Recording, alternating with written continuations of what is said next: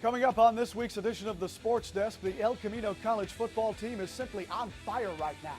We'll tell you why. North High and Bishop Montgomery clash on the high school gridiron. Anthony Scott will have that story. Hawthorne visits South High. Eric Kabak is going to break that one down for us. Then Anthony Scott has the skinny on the El Camino men's soccer team. Plus, we've got plenty of high school girls volleyball to show you. Get ready, Torrance. The Sports Desk begins right now.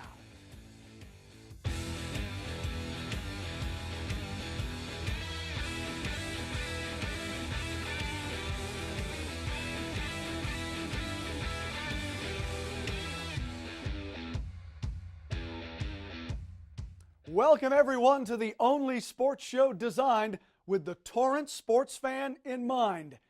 This is the Sports Desk. Thank you so much for joining us. I am your host, AJ Vittone, and we have another jam-packed show for you. But first, don't forget about your homework assignment. We can't do this show without you. So please don't forget to hit us up on social media. Share your videos, photos, and story ideas. And remember to use the hashtag #TheSportsDeskTV. This is your show, Torrance. So by all means, get involved and spread the word. The El Camino College football team is averaging 65 points per game right now. Just let that sink in for a second. Now, let's be honest. At this rate, El Camino might want to start spotting teams at least 30 points when they play them. Just a suggestion. It's pretty safe to say the Warriors are playing with a chip on their shoulder this season, a chip that's like 900 feet wide and weighs about 4,000 pounds. The Warriors making their first appearance of the season at Murdoch Stadium, playing host to Moorpark. El Camino staying cool because they were on fire. Warriors up 16-0 with 7:22 to go in the second quarter. Quarterback Jermaine Gatoy hands off to Jacoby Hardy, and he's gonzo. 15 yards to the hit house. It's now 23-zip Warriors, and it didn't stop there. Moorpark would get a safety, so it's now 23-2 Warriors. 38 seconds left in the half. Gatoy play action fake. He's going to the back of the end zone. Damian Bernard makes the sick catch.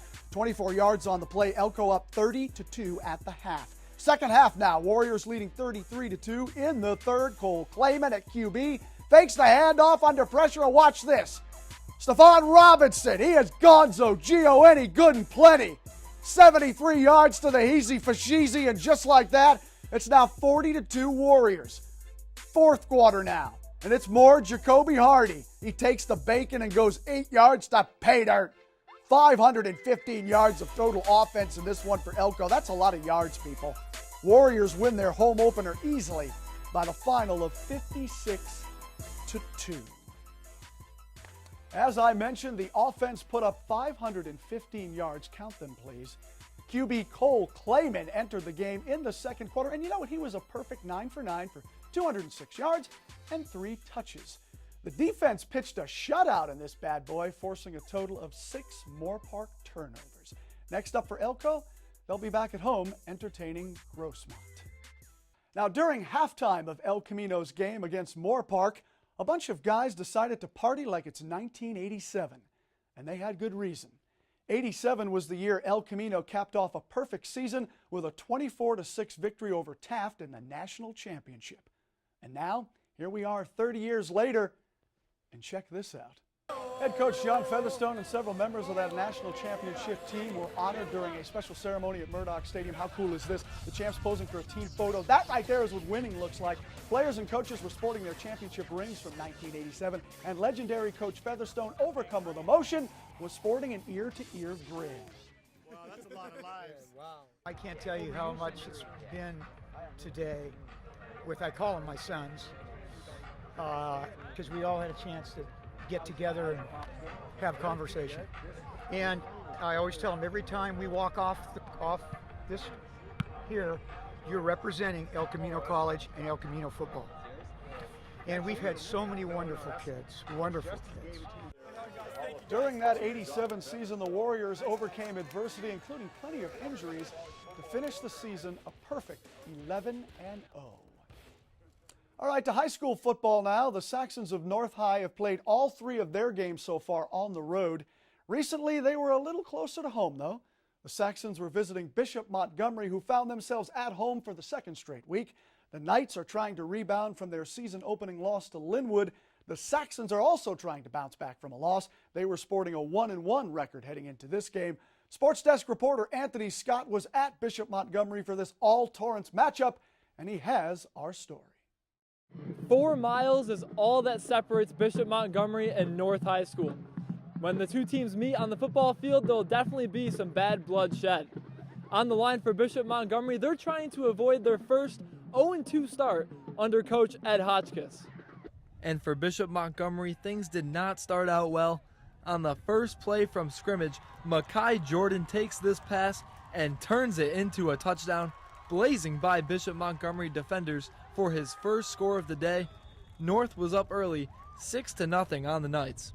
Bishop Montgomery would respond, however, as Matthew Oracle takes this quarterback keeper and is pushed out at about the 15-yard line. That would set up a field goal, and Bishop Montgomery cut the lead to 6-3. After that, it was all North High School. Quarterback Sean Segala finds Brandon Livingston up the seam for the easy touchdown. Sean Segala's second passing touchdown put North ahead 14-3 after 1 quarter of play. And Sean Segala is still hungry for more. Right before halftime, he goes deep and puts it right on the money for Makai Jordan, who hauls it in for his second touchdown of the night. North was up 27-3 at half and would go on to win 33-9 to improve to 2-1 on the year. Sean did a nice job spreading the ball around, took off and ran a little bit in the second half too, and was solid and composed, and was what we want out of a senior. I think as a team we felt really great coming in tonight. Our coaches came up with a good game plan. We worked real hard at practice. We executed really well. The game plan is to read the defense, see what's open, and hit the guys. They're going to do their job. They're going to get open every time. From Brandon to Makai, they're going to get open, and it's my job to deliver it. And when the coaches put us in positions like that, it's easier to do it. Defensively, we were pretty solid for that first half. Gave up the field goal early, but then really buckled down and did a nice job. Offensively, we had spurts where we were explosive, and then too many penalties, too many mistakes, shooting ourselves in the foot. But nice first half for sure. The North High School offense was the story tonight. Senior quarterback Sean Segala threw for 3 touchdown passes, and running back Chris Pineda added 1 on the ground, as North High School took this one by a score of 33-9. Next week, North takes on Culver City at home, and for Bishop Montgomery, they will be taking on Inglewood High School. Reporting for the Sports Desk, I'm Anthony Scott. Thank you, Anthony, for that report. As Anthony just stated, North won by the final of 33-9. The Saxons improved to 2-1 on the season, while Bishop falls to 0-2. And once again, next up for the Saxons, they'll host Culver City in their home opener, like Anthony told you, while Bishop visits Inglewood. After dropping their season opener, Torrance High School was looking for their first win of the season. The Tartars were entertaining a very tough Culver City team in their home opener at Samperini Stadium. 2.5 left in the first, no score. First and goal Tartars. Nathan Gottlieb hands the bacon to Kyle Sell, and he punches it in. Tartars draw first blood without Stallone, 80s reference. 7-zip Tartars, and they're all jacked up. Wouldn't last, though. Beginning of the second quarter, Centaurs strike back. Jonathan Martin in the shotgun. He drops back and connects with a wide-open Kevin McGuire. It's a 40-yard hookup, and we're all knotted up at lucky number 7. The Tartars D played stingy throughout most of the first quarter. Watch Nathan Gottlieb right there. He's a two-way player. He breaks up the Martin pass intended for McGuire. Almost had the INT. 17 seconds left now in the half. Culver City trying to break the tie. Martin looking, lets her fly. It's another 40-yard bomb, this time to Charlie Ross. Nice diving catch there in the end zone, the first of his 2 touchdowns in this game. Culver City takes a 13-7 lead into the half, and they didn't slow down in the second half either. The Centaurs continued to score in the third and fourth quarters as Torrance falls to 0-2 on the season with a 48-20 loss to Culver City. The Tartars will entertain Peninsula in their next game. The Spartans of South High were also trying to avoid going 0-2 on the season. Spartans were playing host to an undefeated Hawthorne team in their home opener. Our very own Eric Kabak was there, and he's going to drop the 4-1-1 on us. All right, South High Spartans break the huddle, and they look ready to get their first win of the season. And we'll pick up the action in the second half. Hawthorne's in the shotgun. Quarterback Joshua Robledo hands it off to running back Joseph Taylor III, who gets outside and gets it into the end zone for the score. Hawthorne would go for 2. Joshua Robledo completes the ball to Handsome Skelton and gets the 2-point conversion. The game's not over yet. South would answer. Sophomore quarterback Drew Nash gets the big pass down the field to Denton Lowe Piccolo. A few plays later, senior running back Anthony Rignetta punches it in for the score. South would get the ball back to try to get this one to a one-possession game. However, Nash's pass is intercepted. And in the same series, we would have our play of the game. Hawthorne quarterback Joshua Robledo looks like he's gonna get caught in the backfield for no gain, but makes a couple defenders miss and gets it in for the score. South would get another chance to score, but Rignetta takes the handoff and fumbles. Hawthorne would recover, and this game would end. South Torrance played Hawthorne really tight in the first half, but they fall 33-14 in their second game of the season. Second half turnovers really cost South Torrance in this one. They will look to rebound next week and try to get their first win of the season. This is Eric Kabeck reporting for the Sports Desk. Thank you, Eric. Spartans fall to 0-2 on the season, just like Eric had told you with that 33-14 loss. Despite the loss, South was led by running back Samson Kawea, who had 102 yards rushing on 14 carries, and QB Drew Nash was 15 of 31, threw for 192 yards and a touch. Next up for South, a visit to Santa Fe High School. And lastly, West High picked up their first win of the season by rocking Eastside to the tune of 45-0. The Warriors are now 1-1 on the season. Next up for West, they'll play host to Redondo Union. All right, we're going to take a quick time out here on the Sports Desk, but don't you dare go anywhere. There's plenty more on deck.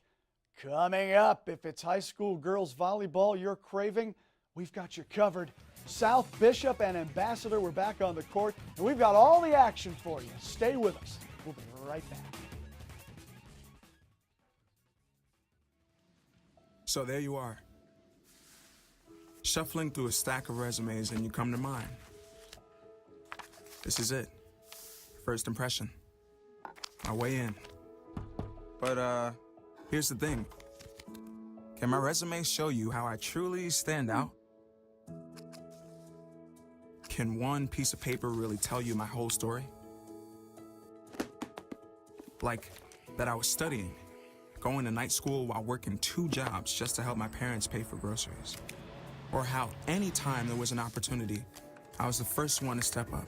Because I wasn't gonna let my life, my circumstances dictate who I was gonna become. And all of that determination, the commitment, the drive, that's me. And that's something you just can't put on paper. Look beyond the resume and discover new ways to develop great talent like me.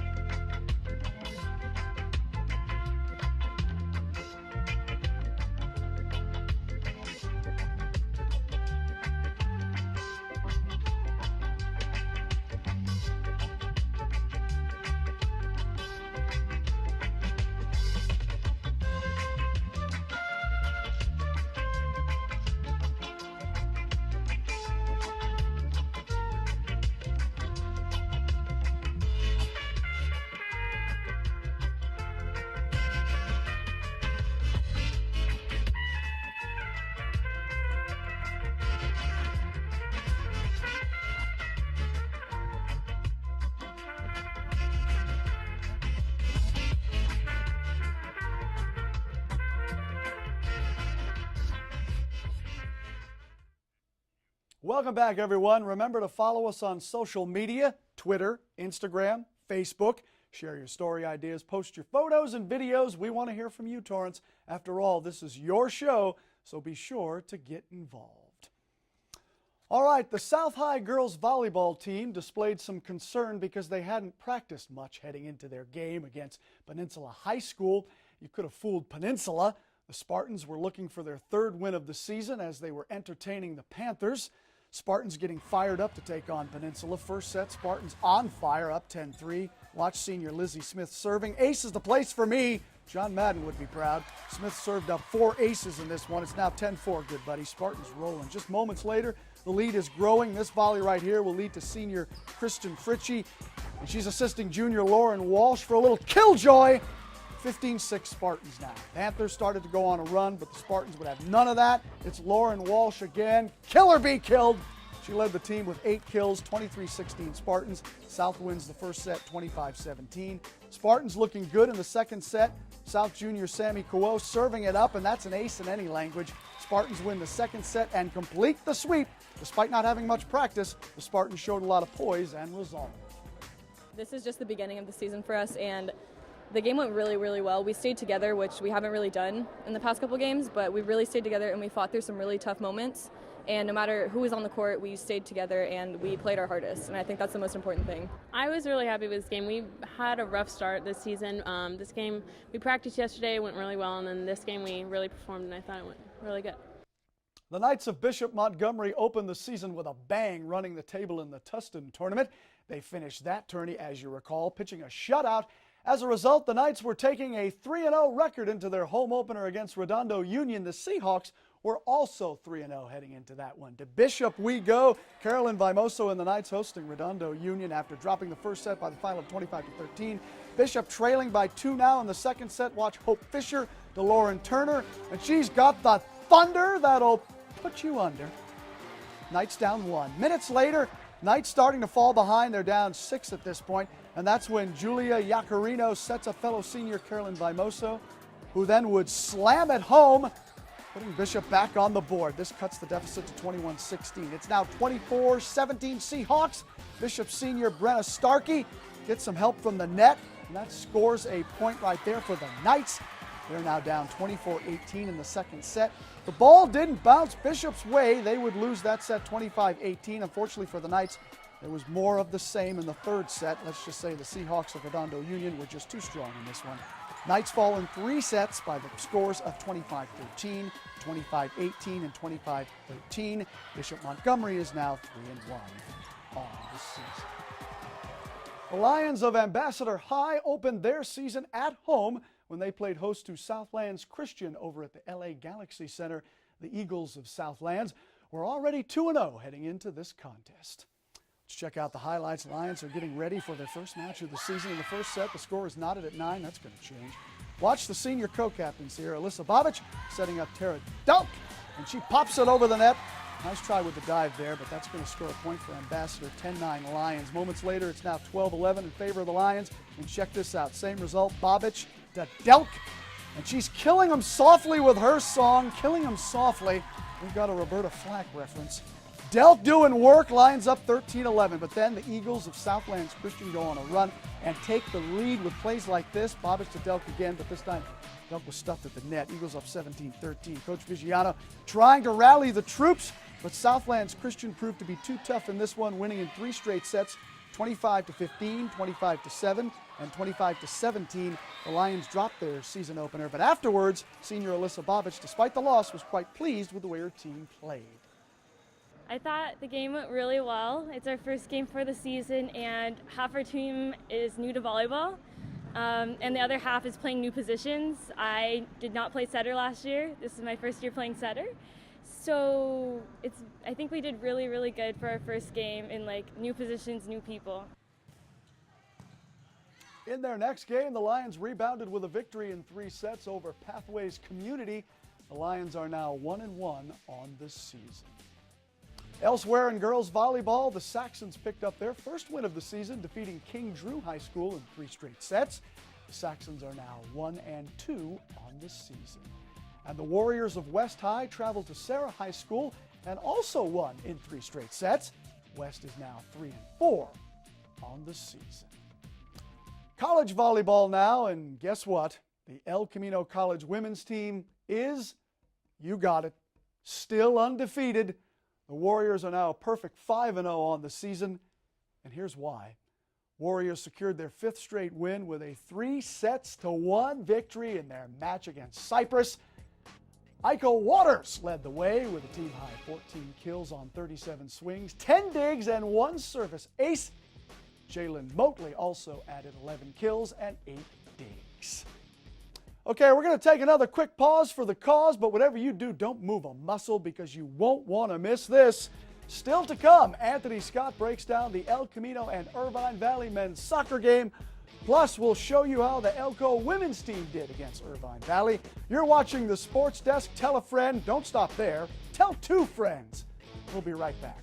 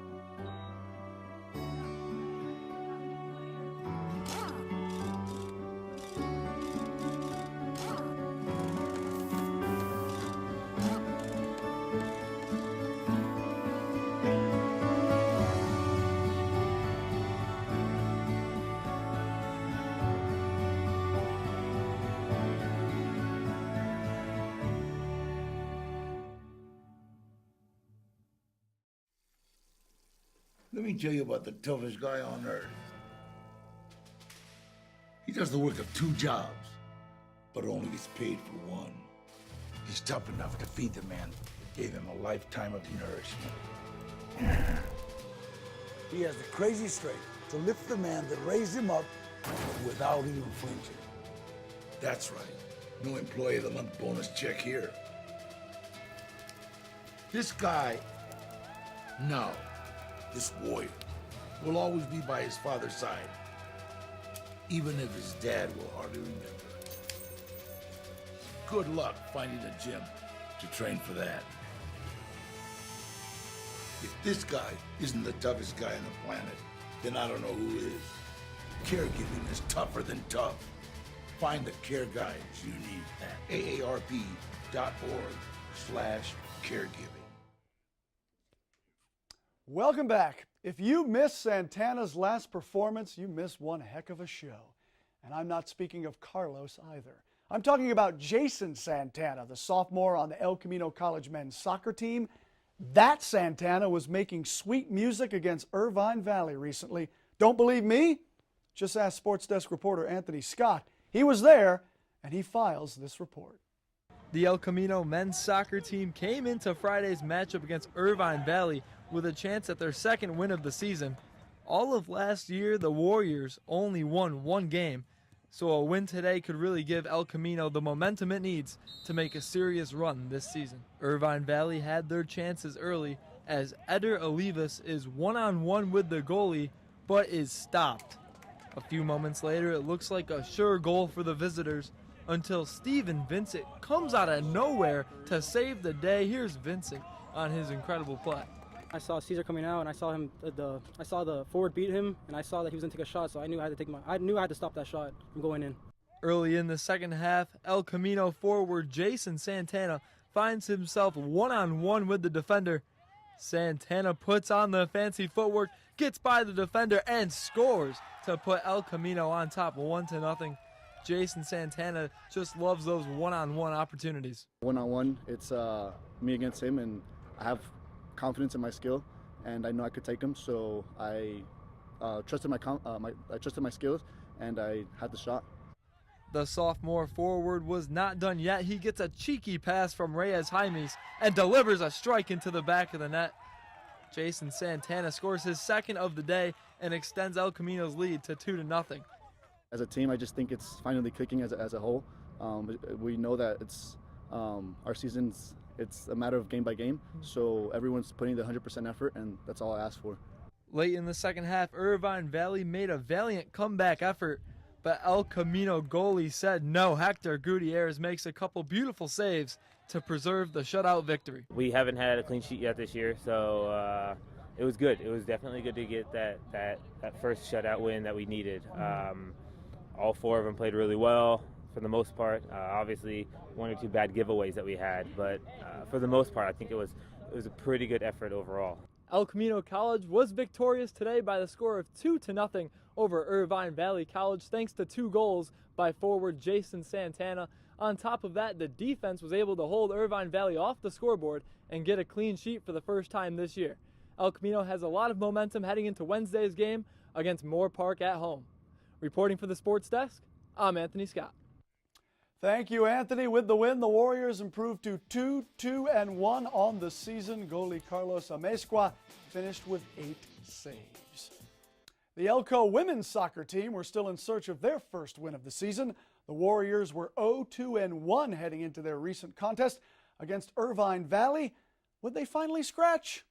The answer lies within these highlights. Warriors hosting Irvine, like I said, on a windy afternoon in Torrance. 8th minute of the first half, no score, no more. Watch El Camino freshman Monica Bernardino. She turns on the Jets, beats everyone to get it to Catherine Wilson, who puts it past Samantha Carter. Wilson's first goal of the season, 1-0. Warriors penalty kick now, Angela Hernandez. Nice kick, but check out the full extension save right there by Isabel Rojas. And there was more where that came from. Moments later, Irvine attacking. This time it's Marissa Banos. She lets it fly. Rosso says, "No way, sister, not on my watch." Despite Elko being outshot 11-7 in the first half, Rojas finished with 3 saves on the day. Elko's D would hold Irvine Valley to just 3 shots in the second. The Warriors would add another goal in the second, not pictured, to make the score 2-0, and that's exactly how this one would end. El Camino wins by the final of 2-0. So there you have it. El Camino notches their first W of the season against Irvine Valley. Now with that win, El Camino improves to 1-2-1 on the season. Well, that does it for this week's edition of the Sports Desk. Thank you so much for joining us. As always, we appreciate your support. My name is AJ Vittone, and I've seen, heard, and said enough for 1 week. We'll continue this conversation again next week, I promise. Until then, don't forget to follow the Sports Desk on social media, Facebook, Twitter, Instagram, and remember, you can email us as well. We'd love to hear from you. That's all the time we have, sports fans. We'll catch you next time right here on the Sports Desk.